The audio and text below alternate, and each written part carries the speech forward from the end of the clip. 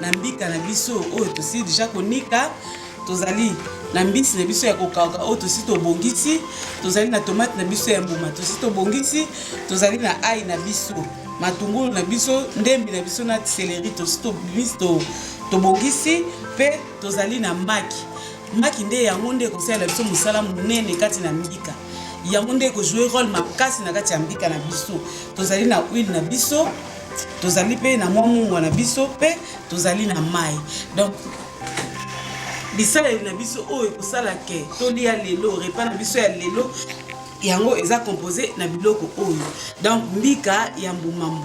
Chez Biso Télévision, chaîne oyo ekokani na yo. Chez Biso Télévision, la chaîne qui vous ressemble. Chez Biso Télévision, deuxième vitesse. N'hésitez pas à liker notre vidéo. Et si vous êtes nouveau sur notre chaîne, n'oubliez pas de vous abonner et d'activer la cloche des notifications. Ezanga bongo mama Lolita na ye lisusu epai na bino na ye kolakisa bino recette na biso ya misato oyo émission ya biso tikuku na ye na recette na biso ya misato lelo tozali na mbika na biso lelo tokolamba mbika oyo ya babulbuli ya potopoto te mais ekozala mwa rapide eza te kwa mbika nde ezaka ya babuli fo ezala mbuma po eti fo etoka makasi ya biso eza ya mwa rapide donc tozo facilité lelo kolakisa mbika oyo ekozala mwa rapide na kolamba ekozala ota mingi te yango wana nazali kopresente bino lelo bisaleli na biso tozali bongo na mbika na biso oyo tosi déjà konika tozali na mbisi na biso ya kokauka oyo tosi tobongisi tozali na tomate na biso ya mbuma tosi tobongisi tozali na ai na biso matungulu na biso ndembi na biso na céleri tosi tobongisi pe tozali na maki nde yango nde kosala biso mosala monene kati na mbika yango nde jouer rôle makasi na kati ya mbika na biso tozali na huile na biso tozali pe na mwa na biso pe tozali na mai donc bisaleli na biso oyo ekosala ke tolia lelo repas na biso ya lelo yango eza composé na biloko oyo donc mbika ya mbuma tokobanda nanu na première partie na biso tokozwa mbika na biso oyo eza basi banika tokosala mélange ya mbika na biso tokobanda na ai na biso tozwi mélange ya ai totie ai na biso to mélanger tant tomoni ai na biso esangani na mbika tokozwa sikoyo ndembi na biso totie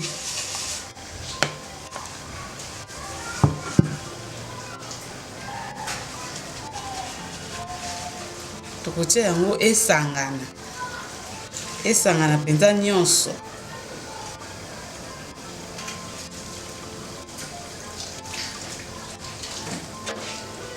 sima tozwi lisusu matungulu na biso totie tozosangisa yango tozwi mwa ndambu ya jus ya tomate po epesa mwa colorant na kati ya tomate na kati ya mbika na biso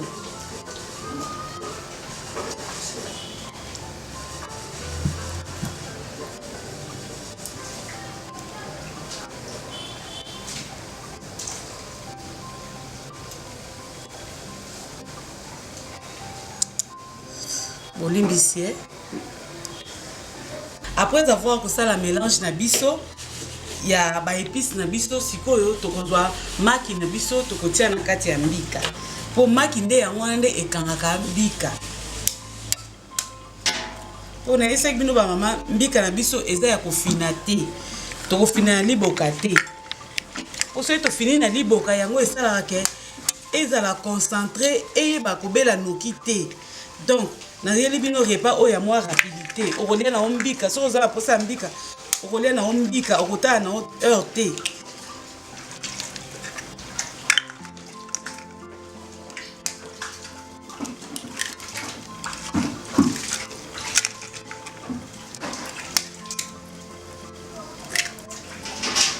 ata oza na liboka te okoki nango kosinquiete te maki ezali nango maki nde ekangaka mbika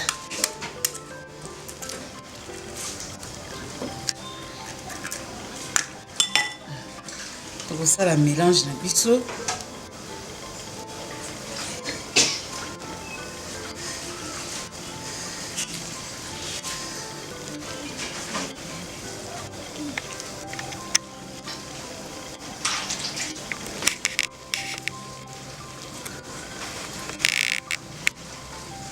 Ça la mélange ya mbika na biso, il faut esangana malamu. Maki il faut ezwa partout po yeba kokanga ngo nyonso.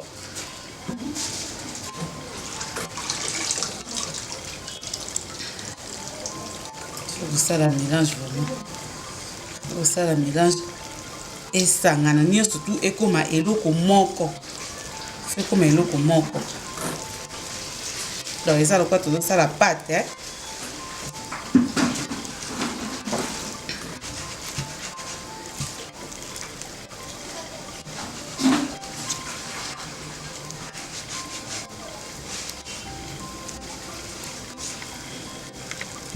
Bandeko na ngande na yebisaki bino tosali mélange na biso, tosali mélange ya ai, ndembi na biso na matungulu. Sima nango toyaki kotia maki. Maki na biso tosali mélange donc tokomisi ngo nyonso tout eloko moko.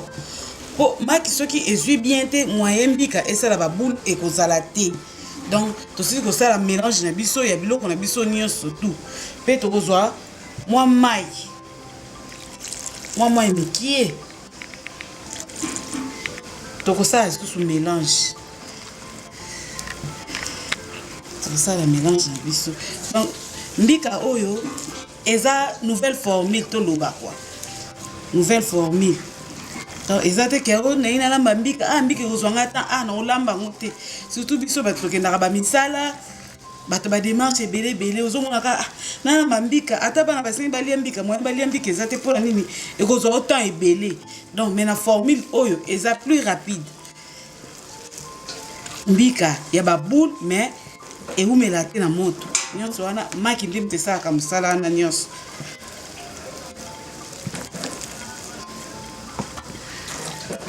Totie mai na biso na mbika bomoni bino moko ndenge esali pâte na yango.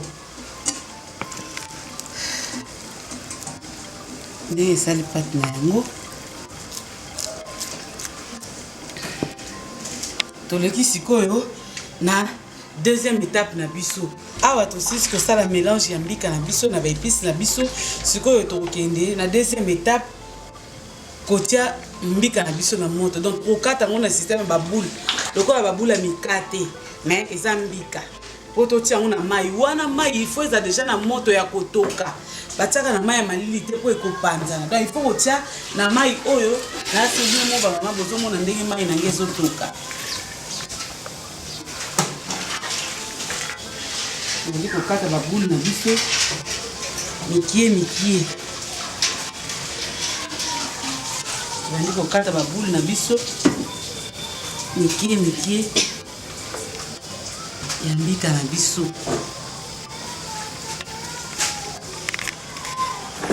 Posoko kati pe minene mingi ekoumela mwandamu na kobela. Alors il faut kata na wango mikie po ekota moto noki. Eza na rapidité ya kokota moto.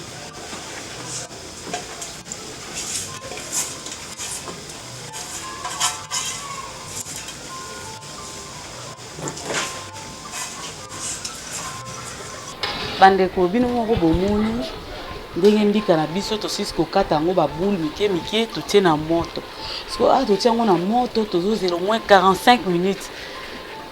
Juste 45 minutes car lokola moto eza makasi 45 minutes kaka nde tokotala tokovérifie mbika na biso soki ebeli.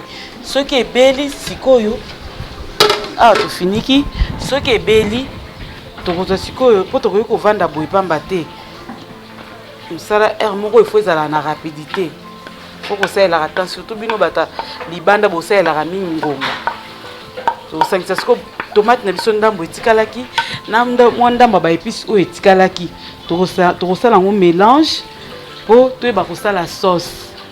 Wana mbika biso za kotoka na moto ya pamba tosali mélange oyo toluka lituka mususu totia mafuta po toyeba kosala sauce o tokotia na mbika na biso.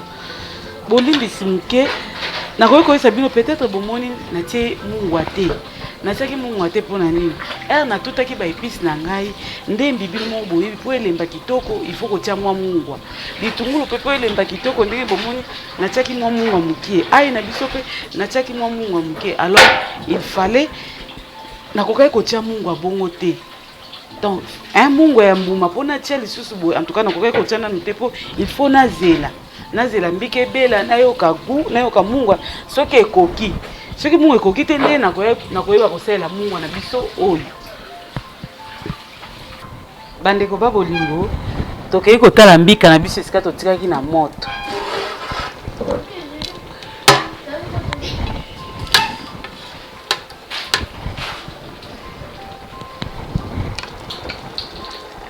nalobaki il faut kopasola po oyeba mbika ebeli to ebeli te il faut kopasola po oyeba na kati donc maki eumisaka nango mbika te bino boza bomoni mbika na biso ebeli tina kati donc nde na pasoli boye ekomi couleur moko na libanda na kati ekomi couleur moko donc mbika na biso ebeli sikoyo tokokitisa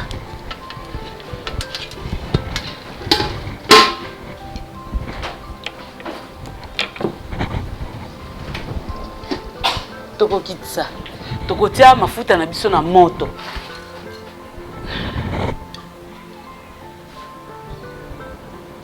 po tosala sauce na biso eza tokotia kaka tomate mbuma na mwandamba ba épice oyo etikalaki wana oyo ekotaki na mélange te tokotia yango mais ba mama peut-être pour na coloration okoki kozwa pe tomate ya linzi ya boîte ata mukie pour na coloration kaka esala mwa rouge mwa couleur wana esala kitoko donc okoki kotia pe tomate ya boîte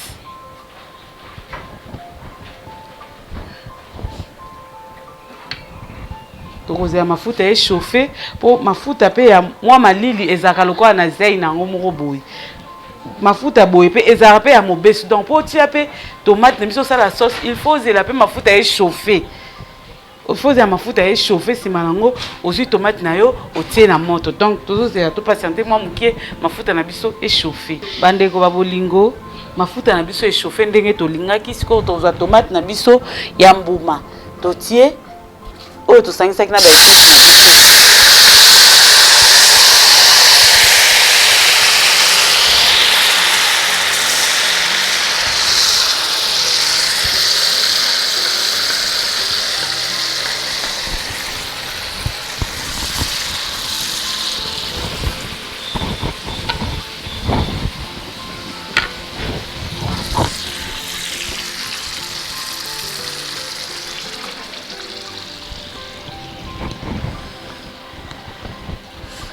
bandeko na biso tomate il faut ebela ya wana po ebela tokoki kotika kaka boye te faut tobakisa mai etoki ti ekauki etikali lisusu kaka mélange ya mafuta na biso na tomate na biso donc tokobakisa mwa mai mokie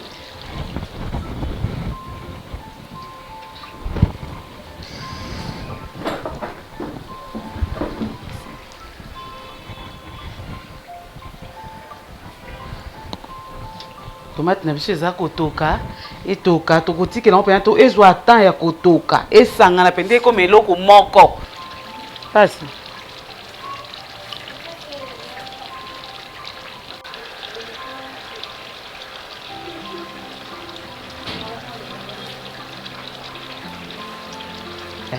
totie sauce na biso sikoyo na kati ya mbika tokozongisa ngo sikoyo na moto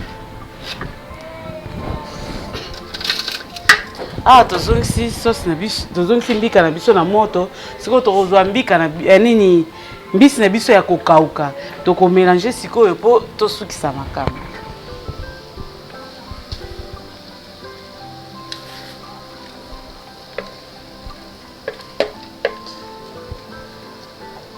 mbisi na biso tosokolaki yango bien tobongisaki yango banda kala tosokolaki mbisi na biso na mai ya moto po eba kolonga ba mafuta mosusu ekangamaka surtout mingi na saeli nzombo ezalaka na ba mafuta moko boye misusu ebimaka ya mwindu donc nanikaki yango bien nasokoli yango na mai ya moto donc nalongoli oyo surtout ezalaki ya ba mwindu oyo ekoki kobebisa décoration na biso ya biloko na biso totie mbisi na biso tokozwa mwa mai tobakisi po biloko eba na kotoka malamu.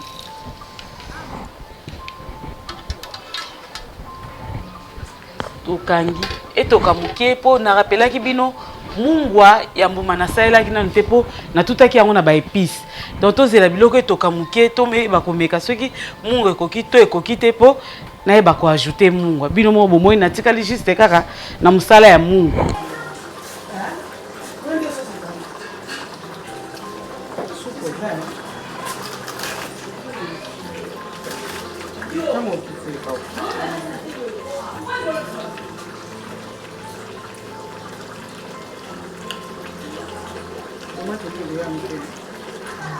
Ça va me dire qu'elle a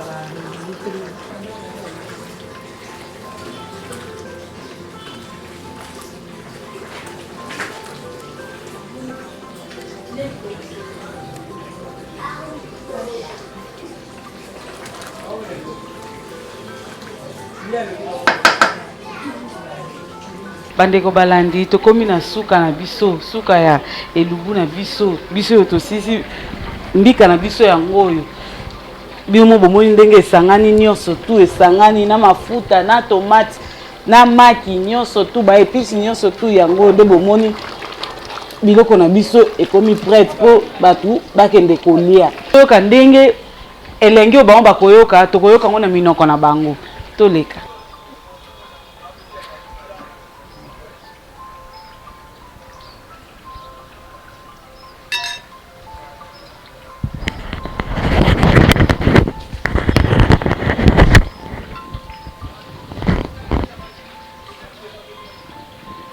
Balandi ba invité na biso bango oyo bavandi na mesa baza kolia soki tokoki koyoka mwa commentaire na bango ekosala biso kitoko.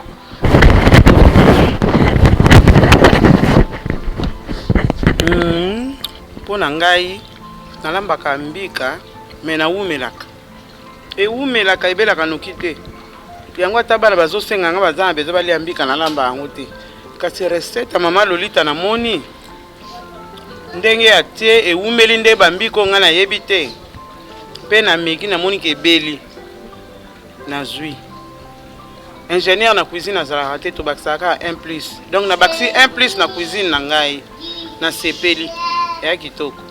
Merci. Banzindi.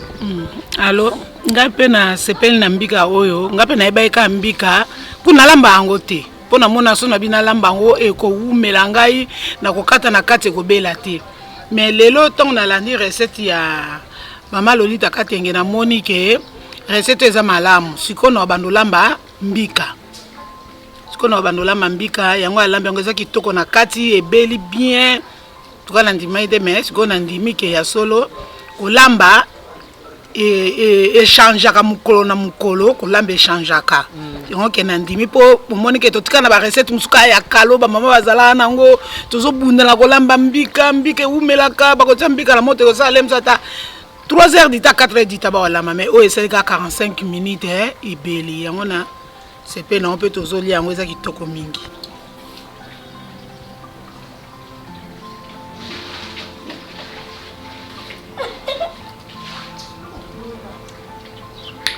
Bandeko balandi to bandaki ne bandeli to komi na suka ya émission na biso na pesi bino merci mingi na o bozwaki ba stylo na bino na ba papier pour koma mais ka mama eza simple ekozwa minute mingi te eza vraiment simple mbika na biso bino mo bomoni tozalaki na mbika tozalaki na mbisa ko kauka tozalaki na pili na tomate na biso ya mbuma tozalaki na ai tozalaki na ndembi mafuta na biso tozalaki na mungwa na biso tozalaki na mai na biso tozalaki na matungulu na biso oyo bisaeli tolingai tokokai kosalela po mbika na biso ebima na bosani pete tozalaki na maki na biso en tout cas bino mo bolandi ba témoignage ezaki kitoko ezaki vraiment kitoko mingi atiki bango bazolia pe na elengi nyonso tout alors na ko profiter ko pesa merci mingi ato comme na suka émission na biso na Deli waza derrière la caméra na pesi merci mingi na pesi merci na Lidi Mukadi